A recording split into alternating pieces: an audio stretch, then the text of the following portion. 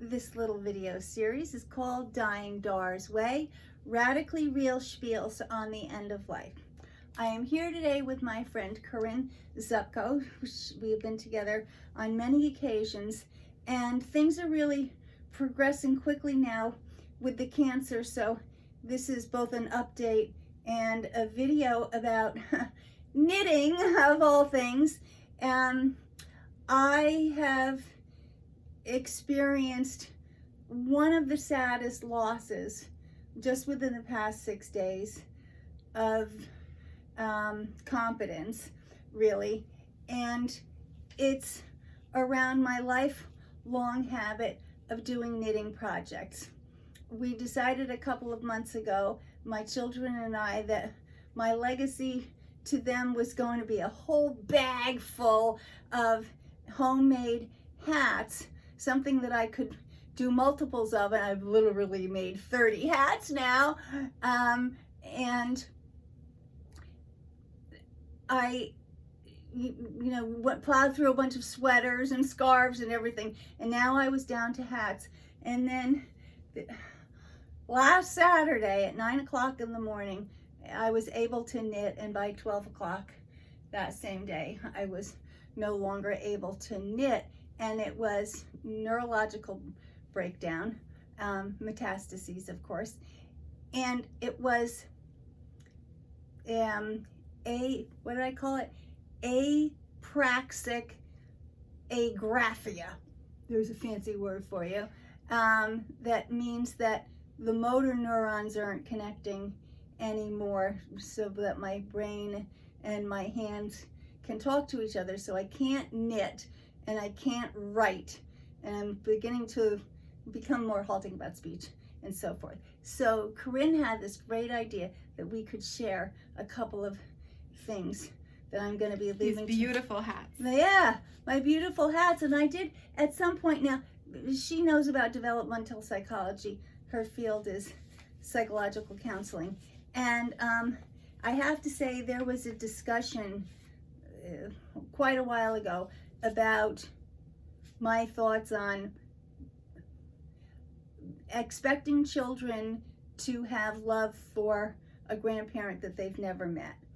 And I didn't think that it was a good thing to have that expectation, to put it on a child. I mean, of course, I want my children and my grandchildren to love me and remembering, but if they don't have a memory of me to attach it to, it's sort of like telling this kid, you're gonna love this woman you never met and deal with it. Well, now it puts it in the kid's court to have these feelings that they may or may not be having, or it may not even be developmentally appropriate to expect a child to have certain emotions before a certain age. Like, for example, what is it, like around age 7 before children can actually have a sense of what dying means, even to just even understand what it is.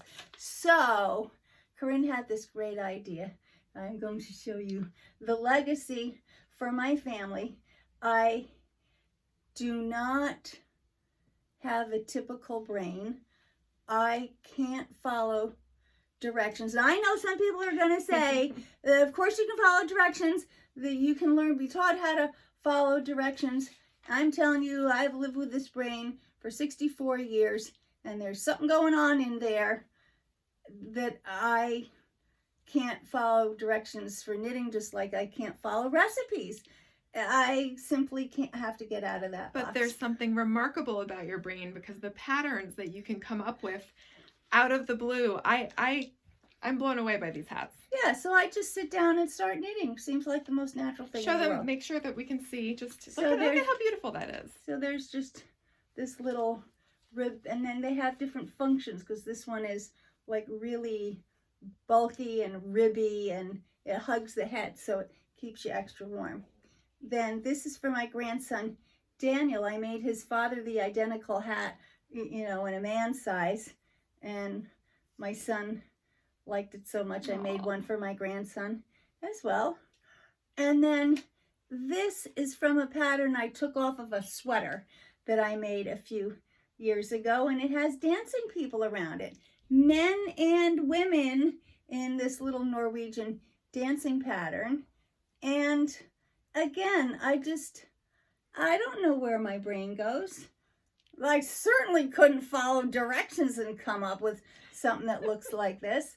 So I just got out one of my old sweaters and said, okay, well, a little graph paper, blah, blah, blah, blah, blah, you know, 16 stitches has got to repeat. And there was a new sweater. So this was the biggest loss recently, because this was my last area of competence other than making videos, of course. So I just thank Corinne for coming up with the idea that we should make a little video about these hats. Thank you, Dor, for sharing them with us. My pleasure.